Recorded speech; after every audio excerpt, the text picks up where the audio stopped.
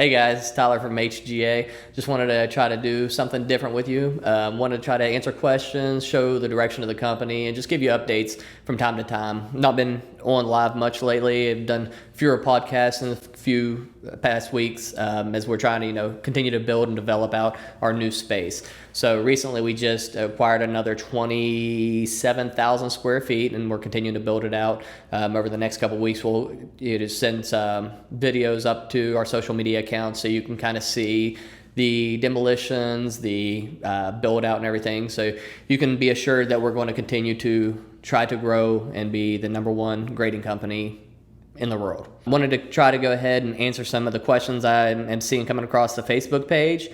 Dane says, what is the thickest card you will grade?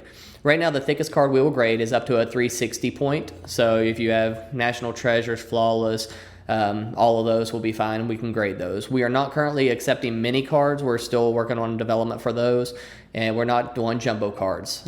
We also have in production a horizontal slab, so you will be able to have your slabs horizontally if it's a horizontal card, and the label will be across the top of that. That's in development, and we also have booklets in development as well. When do you plan on having a tracking system that shows progress of the card as it advances through the system? That's coming from Matt. We are very close. I would like to say next week is when it should be done. We have a custom workflow automation that has been built for us, and it looks like we're hopefully going to be ready next week, 2 weeks max. And it'll allow you to track your progress through the website, which is going to be great for you and great for us, for the customer user experience and from our side. So you won't have to call us and email us and just check where your status of your card is. From Brandon, how long do you plan on keeping the randomized system in place? As long as it takes. There's not going to be a real good answer here. We're seeing upwards of 10,000 people nightly during submissions. Right now we're at 5 card limit, so you're looking at over 30,000 cards, between what's in the queue. If we continue to grow at the rate we're growing at, we have a couple of expansion locations in place that we are signing leases on or purchasing to get open in more locations and get more recruitment in.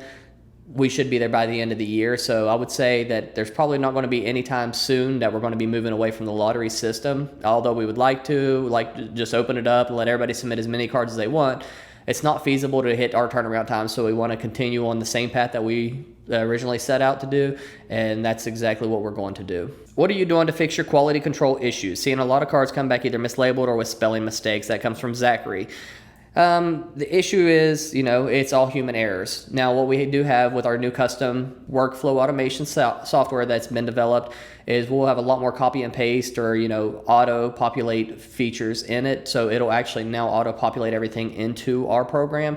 So as long as it's been put in properly by research and ID, then the labels and everything will start being a lot more accurate, and it'll give us an actual layer of additional quality assurance as when it populates into their computer, they'll be able to check it from there as well. So we're doing everything we can. We added a second layer again, just as of today, to start double checking, for anything that we can find, because we're trying to become 100% accurate, and that's our goal. So we do have a lot of solvable problems and a lot of things that we're bringing into place to help. A sneak peek into the AI. So we have 2 attorneys that are working on solidifying all of our patents and copyrights and trademarks. So as soon as all of those are good to go, we're hoping in the next month to 2 months, we're going to go a much more detailed of the AI. I know I said I would do it a while back. I kind of put the cart ahead of the horse on it. Once we started talking to our attorneys, we had to tie down a lot more things. I'm a go-getter. I'm like, let's all work 24 hours a day. Let's get it done. However, not everybody wants to work 24 hours a day. I do. I love it. It's fun. It's enjoyable. But it's taking a little longer to get all the patents and everything, locked down and assured up so we can release more videos and content to you.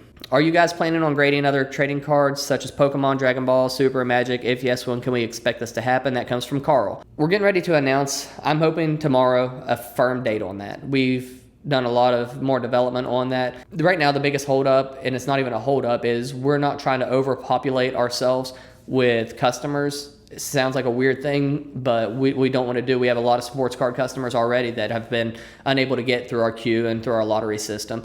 And if we go ahead and add Pokemon, Magic, the rest of the TCG in there, we're going to have a bunch more people coming into our system trying to get through, and we won't be able to hold all of them as it is. So it's just going to cause more backup and backlog for us.